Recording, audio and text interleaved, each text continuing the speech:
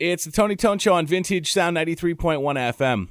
On the phone, the MPW Digital TV Celebrity Hotline, a polarizing character who has been through a lot himself. He was a part of the Netflix series Making a Murderer featuring Stephen Avery and the death of Teresa Halbach and all that surrounded that. Millions and millions of people watched it and have had strong reactions to that since it was released. It's Ken Kratz, the lead prosecutor who helped put Stephen Avery and Brendan Dassey behind bars. Let's say hello to Ken right over here. Hey, Ken, how you doing? Good, Tony. How are you? I'm doing great. Thank you for taking the time to call in. I appreciate it. And congratulations on the book getting out there, Making a Murderer.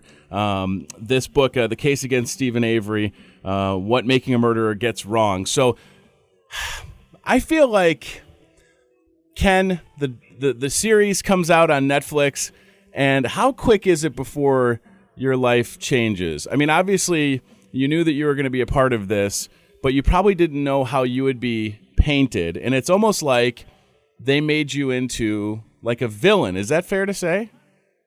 Oh, that's very fair to say. You know, I knew right away that somebody had to stand up for not only the conviction itself, but for the victim and for the job that law enforcement had done.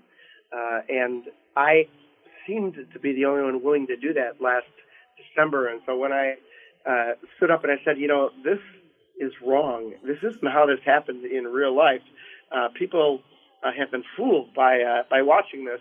I was pretty resoundingly criticized, and really it's been a difficult journey since that. But when you look at some of the deceptive ways that Making a Murderer and the filmmakers edited the docuseries to make it look like Stephen Avery was the subject of some kind of a conspiracy, or that he was set up, it's really shameful. You know, Mark Twain once famously said, "It's easier to fool people than it is to convince them that they've been fooled." And that, unfortunately, is the position that I'm in. Nobody wants to believe that they've been fooled. Nobody wants to think that they've been duped, you know, and people think that they're a little bit better able to kind of weed through those things nowadays. But this was done just so darn well, you know, that it was a great piece of editing. They got the Emmy for creative editing for a reason, I guess. So it's my job to show it actually happened, and hopefully this book will set the record straight. Obviously, a lot of people had intense reactions for how Brendan Dassey was handled in this case.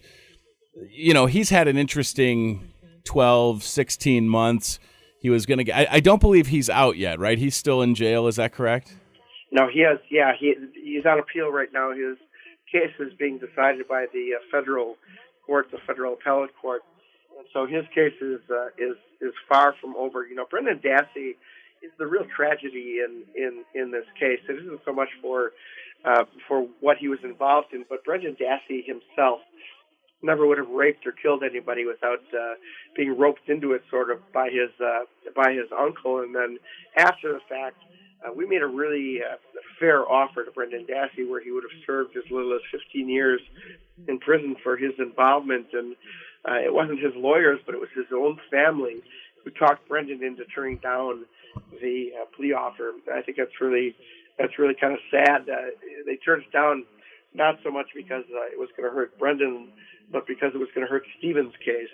And when you look at a family willing to kind of sacrifice a 16-year-old in favor of the other co-defendant, that's something I always hate to see. Isn't the real tragedy in all of this that someone was killed and Teresa and her family kind of get put, I don't want to say on the back burner, but you know what I mean? It's like, right? Like, she's made kind of to be a footnote in this whole case. I took great pains, Tony, in the early days of this, because Stephen Avery had attained a degree of celebrity already, you know, for his exoneration, and so they were already, you know, saying it was the Stephen Avery case. And I kept reminding people, this is the Teresa Halbach murder.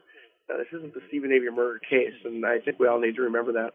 So there's been talk, and it seems like it's happening, where there's a second season or series for Making a Murderer. Have you been contacted? Are you going to participate, or are you going to withhold from being involved in that? Well, I have been contacted. I don't believe I'm going to participate in that one because of the deceptive editing and things that happened in the first show. There just isn't any way that I'm willing to subject myself to that. They spliced answers from trial testimony and made it look like they had been given in the case. In other words, they would harvest an answer in a trial series or sequence, and then put it in as if it was their answer just to support their narrative. You can't do that, Tony.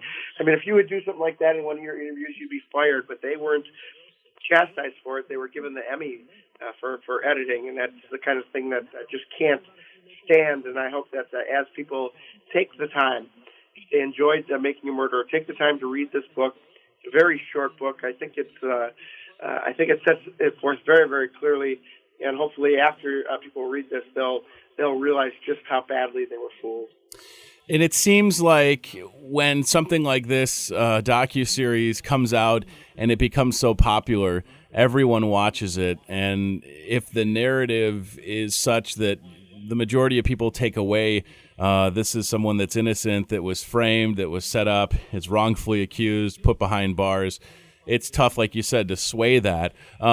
I just want to read, and we've kind of touched on it already, but obviously I had a lot of reaction on Facebook when I posted that I was going to talk to you.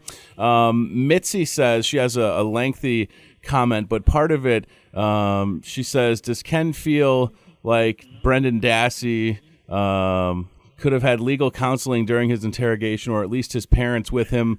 Doesn't he feel, looking back now, that they just fed the kid to the wolves? Now, Brendan was young during all of this, and we only saw what we saw, which is what the producers chose to put in the docuseries. But that's exactly right, yeah. And you have to also understand the March 1st interview that is the subject of all of this criticism.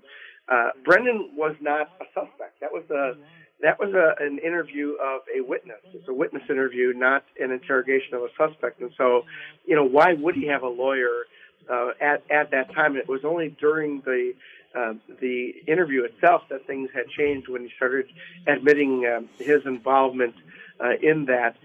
Barb, the mom, was given every opportunity to sit through all of the interviews. There were 6 different interviews with Brendan, and even if this one gets thrown out, there's still 5 left. So there's still a lot of evidence that people don't know about. They're going to have to read the book, and hopefully when they do that, they're going to be at least better informed about what happened in the case, Tony. Ken Kratz, the book Avery, the case against Stephen Avery and what Making a Murderer gets wrong. Last question, and it seems like it's a no-brainer for you. There is no shadow of a doubt that Stephen Avery is where he belongs, and you feel with all the certainty in the world that you did your job, and that the right person is behind bars. Is that true? Absolutely. Stephen Avery's right where he needs to be. And at this rate, even if a second series comes out, it seems like without some type of miracle, he'll be there for a long time, right? I would suspect Stephen Avery will die in prison. He's when you go through the book, you'll also realize the kinds of things that he was involved in. They made him kind of look like a Boy Scout, and that's not the Stephen Avery that we all knew. So hopefully your listeners will give my book an opportunity, take a read through it, and hopefully the record will be set straight from there. Thanks very much, Tony, for having me on this morning. I really appreciate it. That's Ken Kratz one last time from Making a Murderer, his new book, Avery, the case against Stephen Avery and what Making a Murderer gets wrong, available now. And I'll say this, if you're like millions of people, including myself, and you watched Making a Murderer, this is probably something worth considering, picking up the book, Avery, the case against Stephen Avery and what Making a Murderer gets wrong, so you can have an informed opinion from both sides.